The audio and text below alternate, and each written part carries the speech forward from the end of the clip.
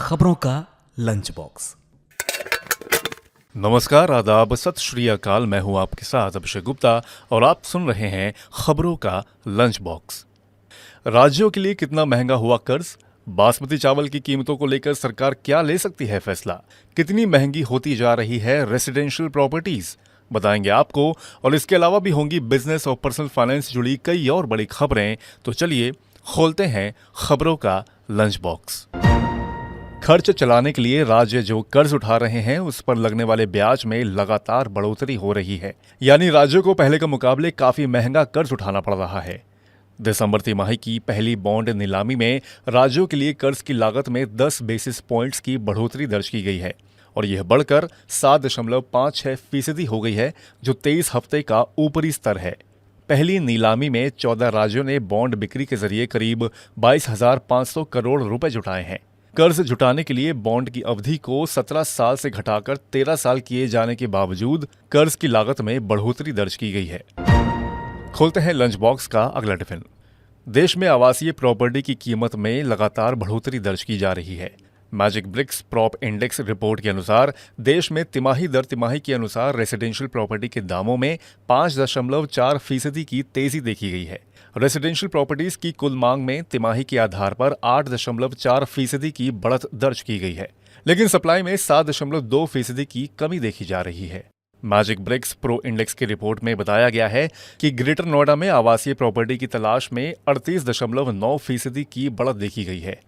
नोएडा में यह आंकड़ा 20.4%, कोलकाता में 13.6% और बेंगलुरु में 13.5% रहा है।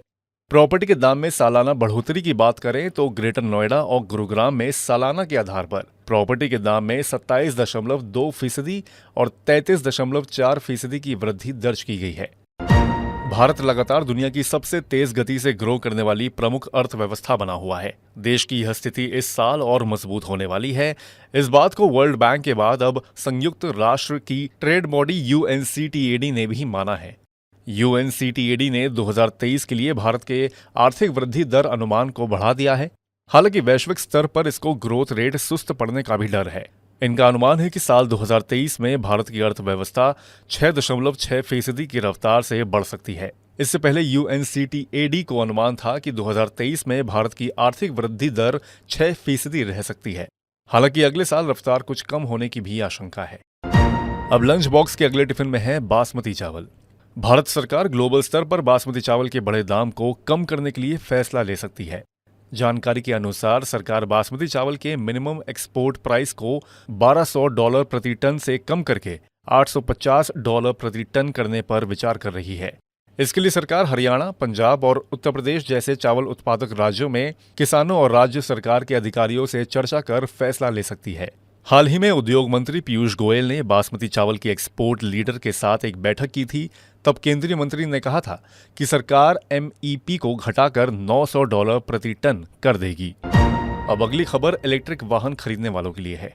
चालू वित्त वर्ष की पहली छमाही में इलेक्ट्रिक वाहन खरीदारों की संख्या में तेज उछाल दर्ज किया गया है, जबकि EV सेल्स में 20% की बढ़ोतरी दर्ज की गई है। परिवहन विभाग के आंकड़ों के अनुसार चालू वित्त वर्ष की शुरुआती छमाही के दौरान दिल्ली में इलेक्ट्रिक वाहनों की बिक्री वित्त वर्ष 2022-23 की समान अवधि की तुलना में 20% बढ़ गई है। आंकड़ों से ये भी पता चलता है कि जैसे जैसे इलेक्ट्रिक वाहन लोकप्रियता हासिल कर रहे हैं, डीजल से चलने वाले वाहनों में रुचि कम हो रही है, जिसकी बिक्री में पिछले वित्तीय वर्ष के समान महीनों की तुलना में इस साल अप्रैल और सितंबर के बीच 24% से ज्यादा की कमी देखी गई है। अब सिलेंडर के लिए सरकार पहले से ज्यादा सब्सिडी देगी। जी हां, सरकार ने उज्ज्वला योजना के लाभार्थियों के लिए सब्सिडी ₹200 प्रति सिलेंडर से बढ़ाकर ₹300 करने का ऐलान किया है। सूचना और प्रसारण मंत्री अनुराग ठाकुर ने प्रधानमंत्री नरेंद्र मोदी की अध्यक्षता में हुई मंत्रिमंडल की बैठक के बाद यह जानकारी साझा की है। उज्ज्वला लाभार्थियों को फिलहाल 14.2 किलोग्राम के LPG सिलेंडर के लिए ₹703 का भुगतान करना होता है, जबकि इसका बाजार मूल्य ₹903 है। केंद्रीय मंत्रिमंडल के फैसले के बाद उन्हें ₹603 में सिलेंडर मिलेगा। अब इसी के साथ हम लोग खोलते हैं लंच बॉक्स के आखिरी टिफिन को। गूगल ने भारत में अपनी पहली smart watch Google pixel watch 2 को लॉन्च कर दिया है। कंपनी ने अपने मेड बाय गूगल इवेंट में पिक्सल 8 सीरीज के साथ पिक्सल बड्स प्रो और पिक्सल वॉच 2 को लॉन्च किया है। गूगल ने पिक्सल वॉच 2 में हेल्थ और सेफ्टी से रिलेटेड कई एडवांस फीचर्स दिए हैं।